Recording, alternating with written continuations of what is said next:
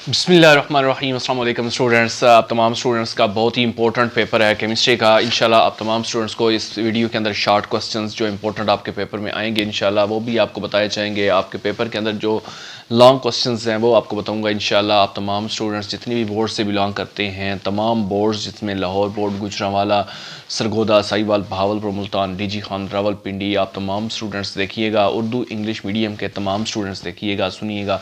इंशाल्लाह तमाम तर क्वेश्चंस वो वाले हैं जो आपके बोर्ड पेपर के लिहाज से बहुत ज़्यादा इंपॉर्टेंट है। जितने भी मैंने आप तमाम स्टूडेंट्स को गेस दी है, चाहे वो इंग्लिश का गेस हो, चाहे वो इंपॉर्टेंट क्वेश्चंस हो तर्जुमतुल कुरान के, बायोलॉजी के या फिर कंप्यूटर के। अल्लाह का शुक्र है बहुत सारे जो स्टूडेंट्स हैं उनका वही क्वेश्चंस जो है उन्हीं में से आया है जो मैंने बताए थे।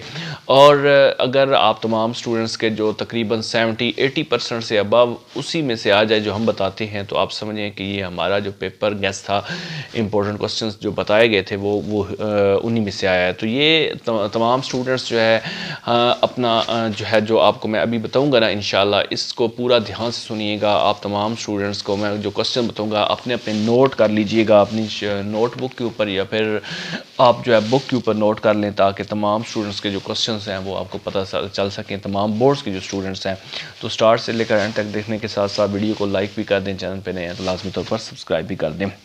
सबसे पहले जो आप तमाम स्टूडेंट्स का केमिस्ट्री का चैप्टर नंबर 1 है। अब चैप्टर नंबर 1 में से मोस्टली जो क्वेश्चंस आते हैं पेपर के अंदर, वो एक तो केमिस्ट्री की डेफिनेशन आपको आनी चाहिए, केमिस्ट्री क्या है, साइंस की डेफिनेशन आनी चाहिए, और साथ आपको केमिस्ट्री की जो ब्रांचेस हैं, शाखें हैं, वो आपको आनी चाहिए, जिसमें bio chemistry, analytical, organic, inorganic, ये आपको पता होनी चाहिए। ये लॉन्ग की सूरत में भी इसमें से पार्ट पूछा जा सकता है और शार्ट की सूरत में भी। उसके साथ साथ जो आप तमाम स्टूडेंट्स का पेपर है, इसमें कंपाउंड और मिक्सचर का एक क्वेश्चन है, वो बहुत ज़्यादा इंपॉर्टेंट है। उसमें 4 सब या 5 डिफरेंसेस जो है कंपाउंड और मिक्सचर में वो पूछे जा सकते हैं। एटॉमिक नंबर, मास नंबर में डिफरेंस पूछा जा सकता है। उसके बाद एम्पिरिकल, मॉलिक्यूलर फार्मूला, ये बहुत इंपॉर्टेंट है। इन दोनों में आपको फ़र्क आना चाहिए।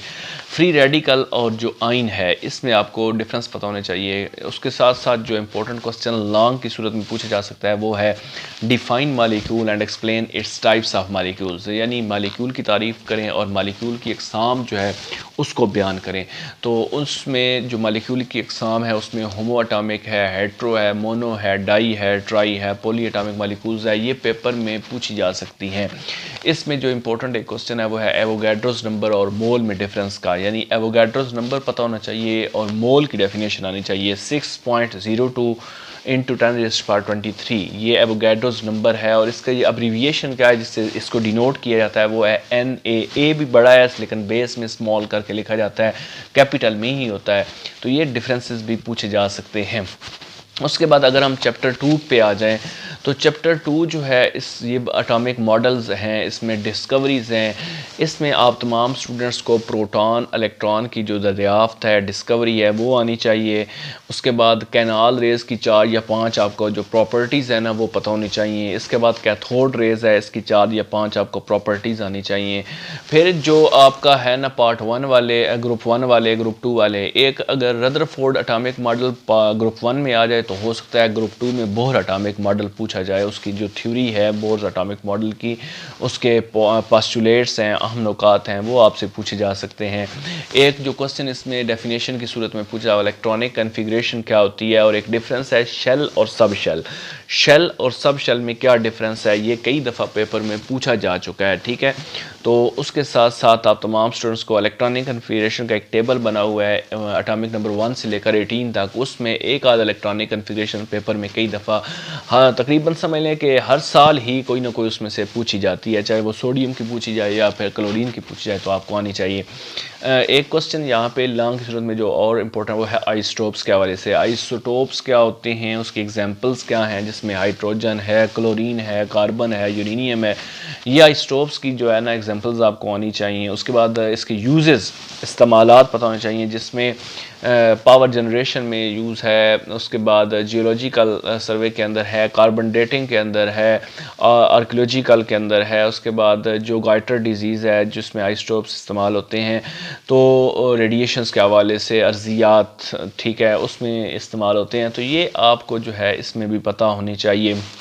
आइसोटोप्स के इस्तेमालात के हवाले से बारी अगर आए चैप्टर नंबर 3 की, तो चैप्टर नंबर 3 जो है मेरे प्यारे स्टूडेंट्स, आप वीडियो को अगर लाइक नहीं किए तो कर दीजिए। आपसे मैं जो है एक ही रिक्वेस्ट करता हूँ कि या लाइक कर दिए करें, और साथ साथ जो अगर आप इस चैनल पे नए हैं तो सब्सक्राइब भी लाजमी कर दिए करें, ताकि तमाम स्टूडेंट्स को इंपॉर्टेंट अपडेट्स बर वक्त मिलती रहें।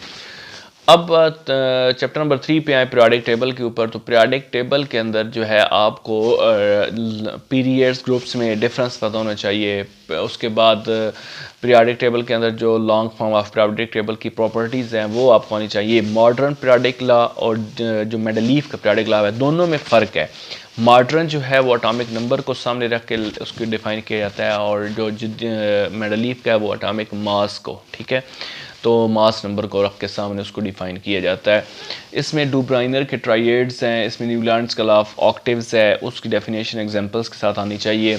मेंडलीफ का जो पीरियोडिक मॉडर्न लॉ है और इसका मेंडलीफ का, उसमें डिफरेंस पता होना चाहिए। मॉडर्न पीरियोडिक लॉ जो है जदीद पीरियोडिक, उसकी प्रॉपर्टीज़ आनी चाहिए, खसूसियात आनी चाहिए। उसके बाद जो डेफिनेशन इसमें है वो है आयोनाइजेशन एनर्जी की, इलेक्ट्रॉन एफिनिटी की, इलेक्ट्रोनेगेटिविटी और शील्डिंग इफेक्ट। ये 4 ऐसी डेफिनेशंस हैं जिनको आपने अच्छी तरीके से इनकी डेफिनेशंस याद करनी है, और इसके बाद इसका जो है ना ट्रेंड भी आपको आना चाहिए। एक यहाँ पे डेफिनेशन पूछ जाती है, वो होती है एटॉमिक रेडियस से क्या मुराद है, तो ये भी आपको आना चाहिए। Half of the distance between the 2 bonded atoms is called atomic radius. इसमें एक एग्जांपल है, चाहे वो कार्बन की दे दें पिकोमीटर के अंदर, या फिर कोई और दे दें जो आपको आसान लगती है वो दे दें, तो ये आपने कर लेने हैं। उसके बाद नेक्स्ट जो है चैप्टर नंबर 4 पे आए, तो इसमें जो है वो आपका बॉन्डिंग के लिहाज से जो है आपको पता होना चाहिए कि चैप्टर नंबर 4 के अंदर कौन सा इंपॉर्टेंट है, वो है आइन। एक नेक्स्ट जो है वो आपको बता देता हूँ, बॉन्डिंग के लिहाज से जो इंपॉर्टेंट है ना चीज़, वो आपको पता होनी चाहिए, ठीक है, जिसमें आपको जो है चैप्टर नंबर 4 के अंदर जो है वो आपको आना चाहिए, आयनिक बॉन्ड के हवाले से पता होना चाहिए, कोवलेंट बॉन्ड के बारे में पता होना चाहिए, कोऑर्डिनेट कोवलेंट बॉन्ड क्या होता है उसकी डेफिनेशन आनी चाहिए। एक दो एग्जांपल्स कर लें, बहुत अच्छी बात है। जैसे कोवलेंट बॉन्ड है, उसमें सिंगल, डबल, ट्रिपल, ये बहुत इंपॉर्टेंट है। अब इसमें एक हाइड्रोजन बॉन्डिंग का कंसेप्ट आपको आना चाहिए, हाइड्रोजन बॉन्डिंग की डेफिनेशन क्या है, और साथ ही साथ जो है एक इसमें क्वेश्चन आता है वाई आइस है। इसमें बॉन्डिंग जो है, इसमें आपको आयनिक बॉन्ड, कोवलेंट बॉन्ड, उसके बाद कोऑर्डिनेट कोवलेंट बॉन्ड, ये ऐसे बॉन्डिंग के हिसाब से आपको ये तीनों पॉइंट्स आने चाहिए। और जो कोवलेंट बॉन्ड है, इसके अंदर आपको डेफिनेशन के साथ साथ इनके single, double, triple covalent bond, इनकी एग्जांपल्स भी आनी चाहिए और डेफिनेशंस भी आनी चाहिए। पोलर हो गया, नॉन पोलर कोवलेंट बॉन्ड हो गया, ये बहुत इंपॉर्टेंट है, इसको आपने स्किप नहीं करना है, इसकी डेफिनेशन कर लेनी है।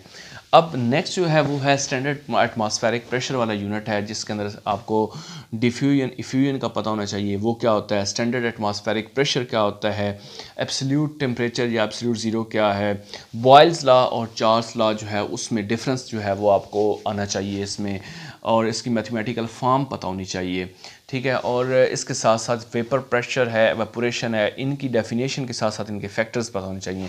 बहुत इंपॉर्टेंट यहाँ पे एक छोटा सा डिफरेंस पूछा जाता है, एवेपोरेशन और कंडेंसेशन में क्या फ़र्क है, ये दोनों आपको आने चाहिए, ठीक है। और इसके साथ साथ यहाँ पे एक इम्पॉर्टेंट जो क्वेश्चन है वो है क्रिस्टलाइन ठोस और अमॉर्फस ठोस, यानी क्रिस्टलाइन सॉलिड्स और अमॉर्फस सॉलिड्स में क्या डिफरेंस है, ये आपको एग्जांपल्स के साथ आना चाहिए। एलोट्रोपी क्या होती है, इसकी डेफिनेशन भी आपको जो है वो आनी चाहिए। एलोट्रोप्स के हवाले से ट्रांजिशन टेम्परेचर क्या होता है, ये भी आपको यहाँ से पता होना चाहिए। ये बहुत इंपॉर्टेंट है, ये वो वाले क्वेश्चन हैं जो पेपर्स में बहुत ज़्यादा आते हैं। इसके बाद सोल्यूशन वाली जो यूनिट है, इसमें सोल्यूशन की डेफिनेशन, सोल्यूट सॉल्वेंट में डिफरेंस, फिर एक टाइप्स ऑफ सोल्यूशंस हैं जिसमें पूरा एक टेबल बना हुआ है सोल्यूशन की नोकसाम, वो आपको पूरी आपने याद करनी है, एक टेबल है। फिर आपको यहाँ पे जो है वो सॉल्युबिलिटी की डेफिनेशन आनी चाहिए, मोलैरिटी की आनी चाहिए, फैक्टर्स इफेक्टिंग द सॉल्युबिलिटी, कौन कौन से फैक्टर्स हैं जो सॉल्युबिलिटी पर असरअंदाज होते हैं वो आपने करने हैं। कोलाइड, सस्पेंशन, सोल्यूशन, तीनों में डिफरेंस जो है वो आपको आना चाहिए, बहुत आम क्वेश्चन है, तीनों में डिफरेंस जो है वो आपने करना है। उसके बाद मेरे प्यारे स्टूडेंट्स, डियर स्टूडेंट्स, आपको जो है नेक्स्ट इलेक्ट्रोकेमिस्ट्री की डेफिनेशन बहुत अच्छी तरीके से आनी चाहिए। चैप्टर नंबर हम 8 पे पहुंच चुके हैं, तो उसमें जो है आगे oxidation number, oxidising agent, reducing agent, oxidise, reduce, reduction, oxidation, इनमें डिफरेंसेस पता होने चाहिए। ऑक्सीडेशन नंबर को किस तरह दिया जाता है, उसके रूल्स क्या हैं, ऑक्सीडेशन स्टेट नंबर देने के वो आपको मुकम्मल तौर पर आने चाहिए। इलेक्ट्रोलाइटिक सेल, गैल्वानिक सेल में डिफरेंस जो है वो आपको टेबल्स की सूरत में आपने करना है। इलेक्ट्रोलिसिस ऑफ वाटर, पानी की इलेक्ट्रोलिसिस आपको आनी चाहिए। इलेक्ट्रोप्लेटिंग आपको आनी चाहिए। इलेक्ट्रोप्लेटिंग क्या होती है, उसके अंदर सिल्वर की इलेक्ट्रोप्लेटिंग है, कॉपर की है, ये आपको दो आनी चाहिए। रस्टिंग ऑफ आयरन बहुत इंपॉर्टेंट क्वेश्चन है कि लोहे को जंग लगता कैसे है, और क्रेयन जो होती है वो रस्टिंग उसका फार्मूला क्या है तो जंग लगने का, तो ये भी आपको आना चाहिए। ये बहुत इंपॉर्टेंट क्वेश्चंस हैं जो मैं आपको बता रहा हूँ, ये सिर्फ वो बता रहा हूँ जो कई दफ़ा पेपर्स में आ चुके हैं। मेटल्स के अंदर सिर्फ मेटल्स और नॉन मेटल्स की प्रॉपर्टीज़ आनी चाहिए, डेफिनेशंस आनी चाहिए, और सिल्वर, गोल्ड, प्लाटिनम, इनके जो यूजेस हैं ना वो आपको पता होने चाहिए। ठीक है, इंशाल्लाह सारा पेपर आपका जो है, जो आपको बताए हैं इन्हीं में से आएंगे।